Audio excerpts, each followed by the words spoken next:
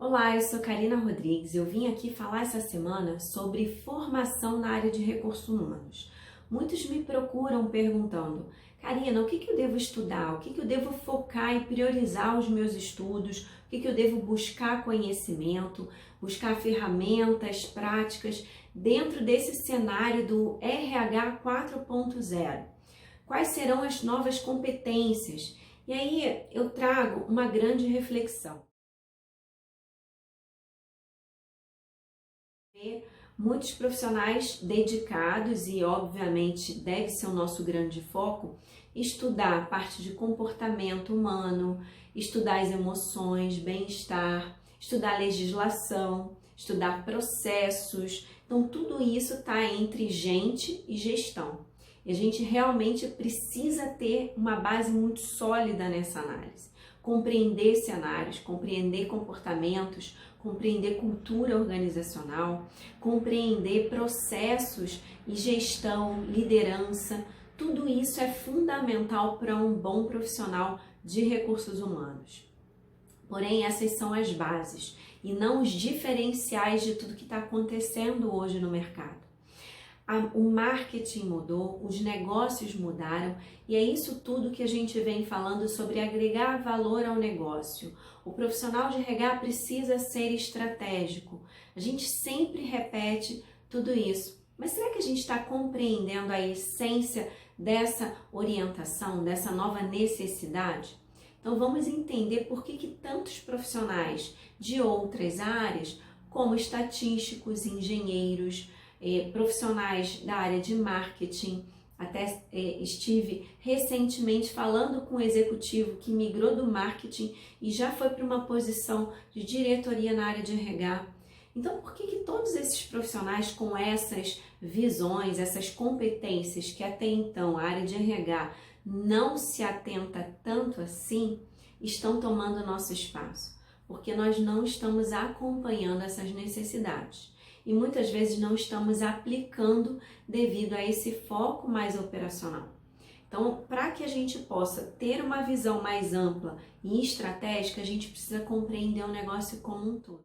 Respondendo objetivamente aquilo que vocês me perguntam, se vocês querem se diferenciar enquanto profissionais de recursos humanos, eu sugeriria buscar uma compreensão desde as bases. Por exemplo, o que é estratégia? Será que vocês se lembram ou já tiveram contato com Michael Porter, que traz uma visão muito simples de estratégia competitiva? O Michael Porter traz um tripé muito importante, onde ele fala que uma empresa, para se tornar competitiva, ela está pautada em custos, ela está pautada em diferenciação, em entrega de valor e em foco, ou seja, no foco no cliente, no foco no serviço, o que ele vai realmente priorizar nas suas ações. Quando a gente fala desses três pilares simples, então voltando lá às bases conceituais, por exemplo, de estratégia, a gente compreende desde então por que tem tantas iniciativas na área de recursos humanos, assim como em todas as áreas do negócio, que estão focando sim a sua atenção para custos, para otimização de recursos, para que tenha resultados, para que tenha um diferencial competitivo, para que agregue valor ao negócio. Quando a gente fala de foco no cliente, cada vez mais a gente fala do cliente interno. E não é só o foco no cliente externo, tem que ter essa simetria das atenções. A gente tem que olhar também para o nosso cliente interno.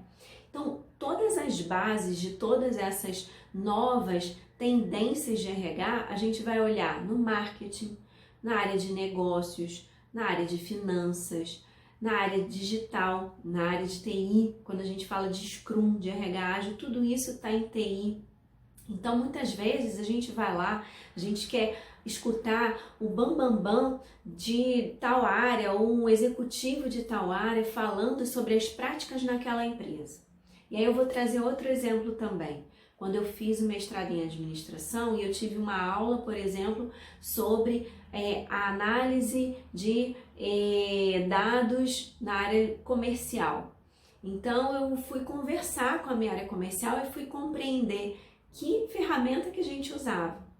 Então, tudo isso é muito importante, a gente não só olhar para fora, mas principalmente conversar com quem está ali do nosso lado. Então, por que a gente tem buscado profissionais dessas áreas e não nos capacitando para que a gente então possa agregar valor? Por que eu preciso buscar um profissional especialista em estatística se eu posso entender pelo menos as bases estatísticas para poder fazer uma interpretação de dados? Então são essas interpretações, são essas reflexões que eu trago para vocês e convido vocês a, antes de seguirem tendências, compreender o que está acontecendo e por que essas tendências estão aí diante de nós.